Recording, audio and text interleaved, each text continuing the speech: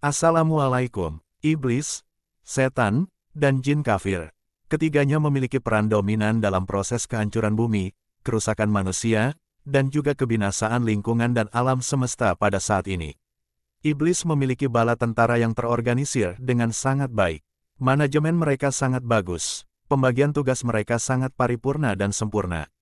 Ada anak-anak dan bala tentara iblis yang memiliki tugas khusus, yaitu untuk membuat manusia berhasrat seksual dengan sesama jenisnya, alias menjadi LGBT. Laki-laki berhasrat pada laki-laki dan perempuan bernafsu pada sesama perempuannya. Ada juga iblis yang bertugas merusak rumah tangga suami dan istri, saling membenci, dan sesama anggota keluarga saling bermusuhan. Ada juga iblis yang bertugas menyakiti manusia dan membuat manusia ketakutan dengan cara menampakkan diri dalam wujud binatang buas, menjadi binatang berbisa, atau makhluk apapun semau mereka yang membuat manusia penakut dan jauh dari Tuhannya. Kita sebagai bangsa manusia harus banyak bersyukur atas segala karunia yang diberikan oleh Allah. Manusia diciptakan dengan bentuk terbaik, baik dari sisi fisiknya maupun dari sisi nilai-nilai luhur yang terkandung di dalam jiwanya. Manusia bahkan bisa lebih mulia daripada malaikat jika ia dapat memaksimalkan karunia akal dan mengendalikan nafsunya. Akan tetapi, sebaliknya, manusia dapat lebih rendah daripada binatang jika hawa nafsunya dibiarkan liar tidak terkendali. Salah satu bentuk kasih sayang Allah pada manusia adalah memberinya peringatan agar berhati-hati menghadapi budaya iblis. Sesungguhnya, iblis muncul di segala sudut kehidupan manusia. Ia menyusup melalui setiap sel darah manusia, mengelabui setiap informasi yang dikirim oleh panca indera ke otak, lalu ke hati manusia, yang merupakan benteng pertahanan terakhir seorang manusia. Allah secara terang-terangan menyebut bahwa iblis adalah musuh yang nyata bagi manusia. Hal itu bisa kita lihat dalam surat Yasin ayat 60. Dalam memerintahkan kepadamu, wahai Bani Adam, supaya kamu tidak menyembah setan. Sesungguhnya, setan adalah musuh yang nyata bagi kamu. Iblis sangat membenci anak cucu Adam karena mereka mempunyai dendam usumat yang melanda hatinya. Jauh sebelum diciptakan Nabi Adam, iblis adalah pribadi yang tekun beribadah. Bahkan ibadahnya melampaui para malaikat. Iri hati dan kesombongan membuat iblis menjadi makhluk Tuhan yang terkutuk dan diusir dari surga. Iblis disuruh Tuhan bersujud kepada Adam, tetapi ia menolaknya. Di saat yang bersamaan, para malaikat dengan penuh rendah hati melaksanakan perintah sujud tersebut. Iblis merasa lebih mulia dari Adam karena ia diciptakan dari api, sedangkan Adam hanyalah dari tanah. Iblis menjadi arogan dan membangkang. Itulah kenapa iblis diusir dari surga, yang mendapat laknat dari Tuhan selama-lamanya hingga hari kiamat. Mulai saat itulah, iblis secara terang-terangan menyatakan permusuhan kepada Adam dan juga anak cucunya. Sebagian ulama bahkan mengatakan bahwa kebencian iblis kepada anak cucu Adam jauh lebih besar daripada kebenciannya kepada Nabi Adam sendiri. Pertimbangannya adalah karena iblis diciptakan dari api, sedangkan anak cucu Adam diciptakan dari air, sementara Nabi Adam diciptakan dari tanah liat. Sisi pertentangan atau kontradiksi antara api dengan air lebih besar daripada api dengan tanah liat. Iblis benar-benar menjadi musuh besar bagaimana manusia dan mengancam manusia akan menggoda mereka sampai hari kiamat. Sampai menjadi teman mereka di neraka kelak.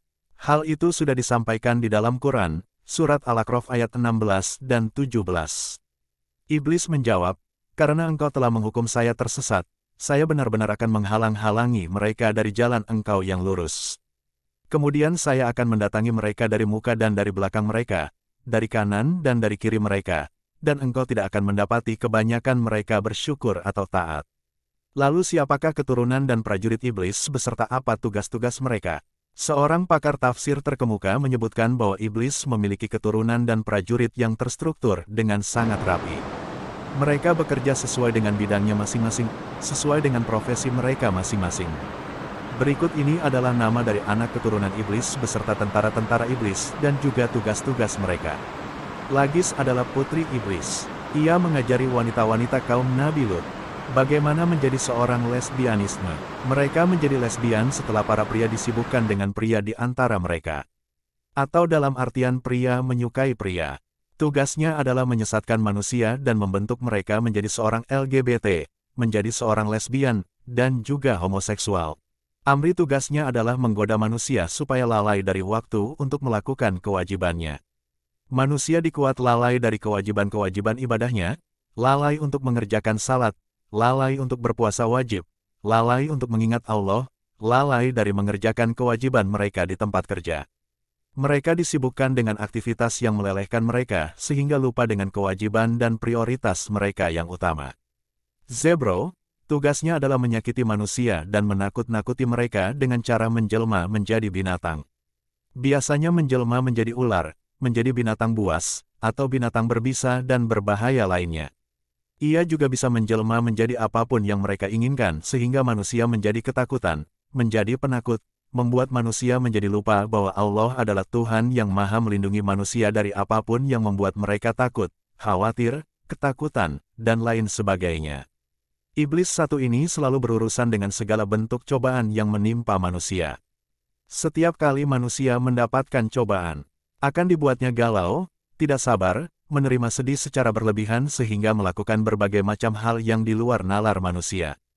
Orang yang sudah digoda oleh Sabro dan kemudian tergoda, mereka ketika bersedih mengoyak-ngoyak bajunya, menangis histeris, mengamuk, menempeleng pipi mereka sendiri. Itu adalah tradisi jahiliyah yang berhubungan dengan pengaruh Zebro. Hingga nauzubillah, sekarang banyak terjadi kasus orang yang sedih berlebihan, depresi berlebihan, kemudian memutuskan untuk bunuh diri. Nauzubillah, min zalik, di bidang tindak asusila, dia menggerakkan syahwat laki-laki dan perempuan untuk melakukan zina, cucu iblis.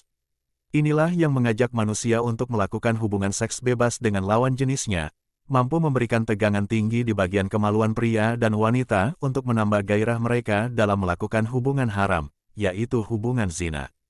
Tugasnya adalah memancing kemarahan. Ia membuat manusia menjadi marah-marah, kehilangan kesabaran, bahkan oleh Allah sudah diperintahkan di dalam Al-Quran. Minta tolonglah kepada Allah dengan cara sabar dan salat abiyat, menjauhkan manusia dari sabar dan salat sehingga manusia mengambil keputusan terhadap segala permasalahannya dengan cara marah-marah. Walhan, keturunan iblis satu ini, bertugas mengganggu manusia dalam urusan bersuci.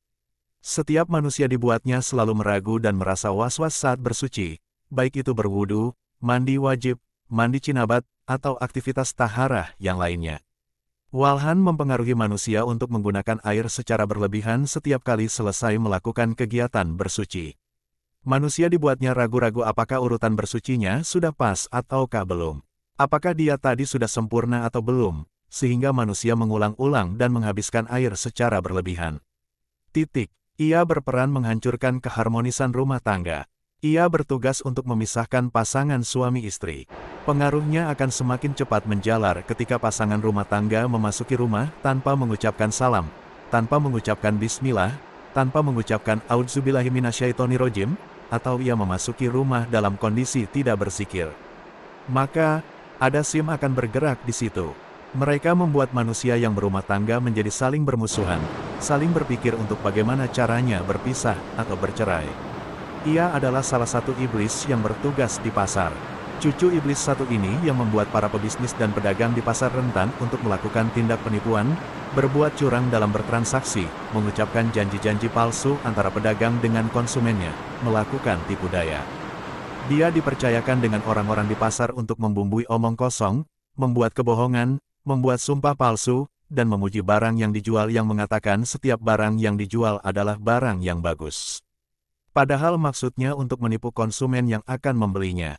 Bertugas untuk menyebarkan berita palsu, tampaknya mantras di era modern ini merupakan iblis yang sangat berhasil. Berita hoaks tersebar di mana-mana, berita palsu dipercaya oleh manusia sehingga membuat manusia saling bermusuhan, bertentangan, bahkan tidak segan-segan untuk menumpahkan darah di antara sesamanya. Padahal kita tahu al-fitnah, bahwasanya fitnah lebih kejam daripada pembunuhan, adalah anak cucu iblis dan bala tentaranya yang berfungsi untuk mengajak manusia melakukan perjudian. Ia membumbui masalah di dalam sebuah perjudian yang kemudian mengakibatkan orang-orang keju di saling bermusuhan, timbul kebencian, kemudian terciptalah kehancuran di antara sesama. Pencuci itu adalah tugas-tugas dari mitra, tugasnya adalah mencelakai mukmin yang sedang tidur. Orang-orang Islam dicelakakan dalam tidur mereka, dibuat penyakitan semacam ketindihan, merasa sakit di seluruh badan, dijatuhkan dari tempat tidur, ditutup hidungnya, ataupun dibuat mimpi basah dengan sosok manusia yang bukan haknya. Itu adalah tugas dari pihak kemudian. Hanzab adalah salah satu para tentara iblis yang secara khusus mengganggu salat manusia. Anak cucu Adam dibuatnya malas salat, melanggar aturan salat, melakukan hal-hal yang dapat membatalkan salat, tidak khusyuk saat salat, dan lain-lain sebagainya. Masih banyak lagi beberapa tentara iblis yang bertugas membawa misi besar penyesatan terhadap manusia secara massal. Menurut satu riwayat, setiap hari iblis bisa melahirkan anak dengan jumlah besar sesuka dia. Setiap prajurit yang berhasil menyesatkan manusia dijanjikan iblis mendapatkan mahkota yang tinggi. Sebagaimana disebutkan dalam hadis riwayat Ibnu Hibban, godaan iblis tidak hanya kepada orang awam, tidak hanya terhadap ahli maksiat, akan tetapi juga menyerang orang-orang solih, menyerang para ulama, bahkan lebih gencar menyerang para orang-orang solih dan orang-orang alim. Setinggi apapun kualitas ibadah dan keilmuan manusia, iblis akan terus berusaha menyesatkannya. Selama manusia masih hidup di dunia, tidak sedikit mantan orang soleh, mantan ulama yang kemudian dirumuskan iblis sehingga mengalami akhir hayat yang buruk atau su'ul khotimah. Nauzubillahi min zalik. Oleh karenanya, wahai saudaraku, para ulama tasawuf mengajarkan agar tidak mudah jumawa, tidak mudah sombong, memvonis buruk kepada orang lain. Sebab kita tidak akan pernah tahu, kita tidak pernah tahu bagaimana akhir dari kehidupan kita atau bahkan kehidupan orang lain. Semoga kita senantiasa diberi perlindungan oleh Allah dan mendapatkan akhir hayat yang husnul khotimah.